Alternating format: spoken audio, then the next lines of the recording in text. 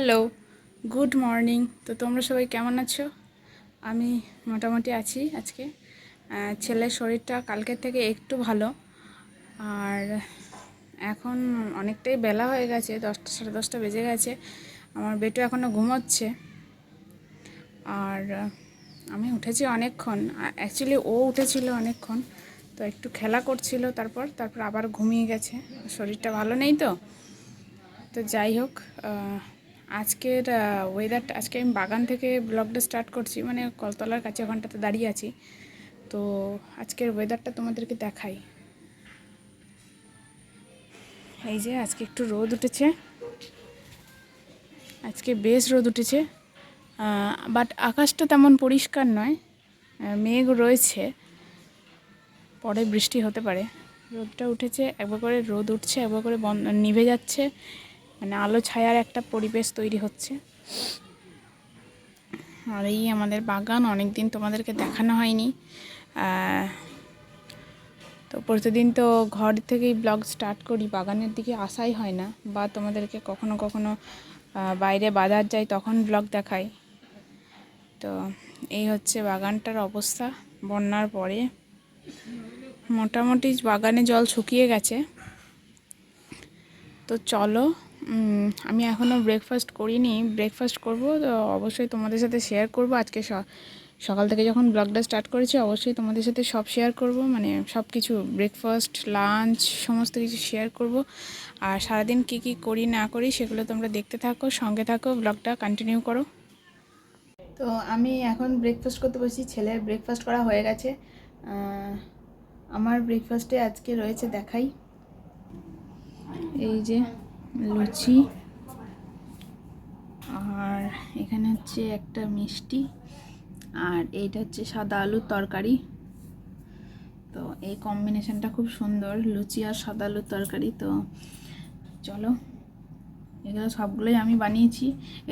লুচিটা খালি মা ভেজে দিয়েছে, আর তরকারিটা আমি বানিয়েছি। তো চলো আমি চটপট খেয়ে দিয়ে নিই। তো এখন আমাদের স্নান টান হয়ে গেছে, মানে আমারও স্নান হয়ে গেছে, আমার বেটুরও স্নান হয়ে গেছে। এই যে আমার বেটু, না গো বাবা, আমার বেটুরও স্নান টান হয়ে গেছে। ছাড়াও ফোনটা, ছাড়াও। তো বিছানা এখনও গোছানো হয়নি, আর গোছাবও না মনে হয়, কারণ বেটু তো আবার ঘুমাবে খেয়ে দে, ওকে মশারি টাঙিয়ে দিয়ে ঘুম পাড়াই। ও, তো আমরা এখন মোটামুটি ওই 1:30 পৌনে 2টোর মতো বাজে, স্নান টান হয়ে গেছে। আর এই যে বিছানা মশারিটা তোলা হয়নি, কারণ হচ্ছে যে পড়াচ্ছিলাম, তো দেওয়ার সময় টময় পাইনি, রান্নাবান্না করলাম, পড়াচ্ছিলাম, সময় টময় পাইনি মশারি গোছাতে। আবার তো ননি ঘুমাবে, মানে ছেলেটা ঘুমাবে ভাত টাত খেয়ে মশারি টাঙিয়ে। আর ওকে এখন মশারি টাঙিয়ে দেওয়া হয়, কারণ হচ্ছে চারিদিকে যা জল জমে আছে আর মশার উৎপাত হয়েছে, তাই জন্য বেশি, তাই জন্য ওকে সবারে কী করবে। তো আমার বাবার শরীরটা কালকের থেকে একটু ভালো আছে, না বাবা একটু।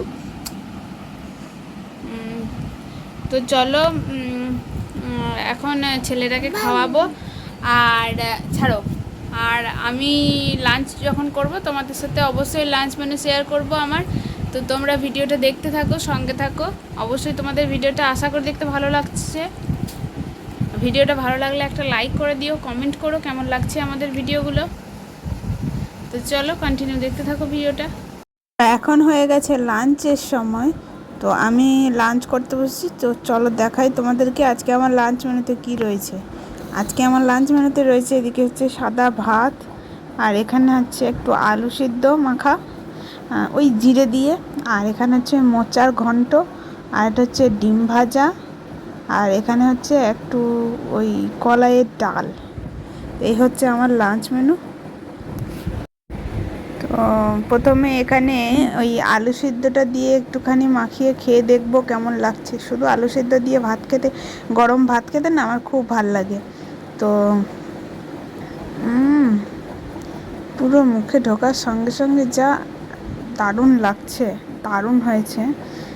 তো আলু সেদ্ধ আর ভালো, আলাদা করে বলার কিছু নেই, প্রতিটা বাঙালিরই আশা করি ভালো লাগে। আর এদিকে একটু মোচা দিয়ে মাখিয়ে নিচ্ছি, মোচা দিয়ে মাখিয়ে একটু খেয়ে দেখি। তোমাদের কাদের কাদের মোচা খেতে ভালো লাগে একটু কমেন্টে জানাতো। তো এই যে মোচা দিয়ে মাখিয়েছি, এবার একটা টুকুস করে মুখে ভরে দেবো গরাসটা। এই মোচাটাও খেতে সুন্দর হয়েছে। এটা মা করেছে ঘি দিয়ে, মানে ঘি দিয়েছে মোচাটাতে একটু। তো এখন হয়ে গেছে সন্ধ্যাবেলা, আর ননির মানে ছেলেটার টিফিন ফিফিন সব খাওয়া হয়ে গেছে। আমরা একটুখানি, আমি অল্পই একটুখানি ঘুমিয়েছি, কিন্তু ননি অনেকটা ঘুমিয়েছে দুপুরবেলা খেয়ে দে।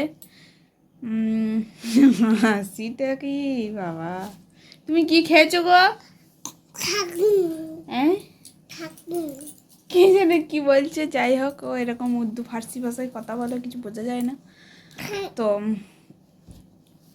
সন্ধে হয়ে গেছে এখন। ওই যে কি করছে দেখো, উরে বাবারে, এখানে আমার মা শুয়ে রয়েছে, আমার মা শুয়ে রয়েছে, আর মাকে এরকম করছে। কি বলছে বলো? হামি দাও, হামি দাও, দাও।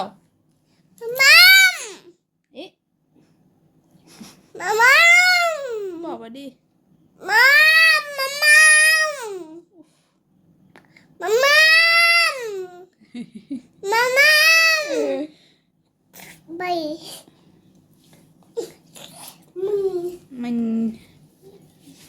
বাবারে বাবারে বাবারে।